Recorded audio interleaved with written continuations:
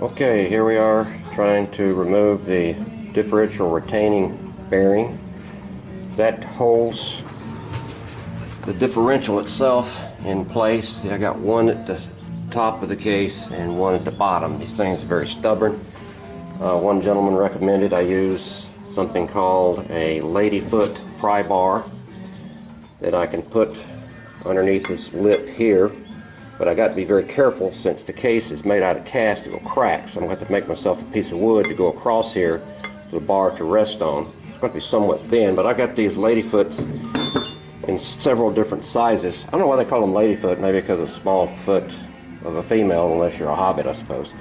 And I've even got a smaller one here. Guy at work recommended I try a puller.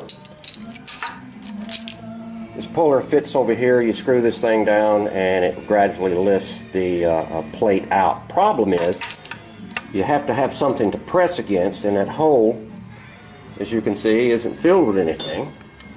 But the pinion, this half-inch drive shaft, rests on the pinion on the inside, and this is made out of steel, so I'm going to give this a try, maybe a little bit of both, but I'm going to try to be very, very careful.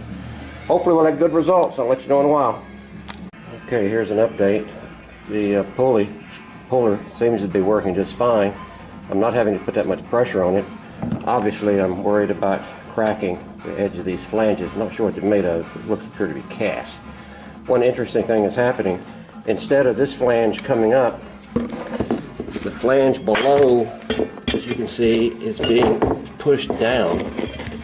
It's a good, got a good quarter of an inch, maybe 3/8 of an inch there. What's happening is the pulley is pushing, it appears to be pushing the differential down. It's soon at some point I'm going to reach where I'm not going to be able to push any further. Let me get this rag out of the way. Push any further as the differential is going to be against the case. In which case I'm going to flip this thing over and see if I can't pull that side out and then come back and work on this top side. You can see I've got a good quarter of an inch off the bearing. Alright, more later. Okay, we got them out. This is what they look like. Bearing retainers. Bearings on the differentials. Look at that. All the rust. Let me zoom out a little bit. They don't feel loose, and they don't seem rough, but obviously all that rust has ruined them. Differential itself looks okay. I didn't see any missing teeth. The case on the inside where the differential rested, chocolate pudding. It may be the result of that oil throwing gear that was destroyed. I can get a good shot at it. Come on here. This guy right here, that supplies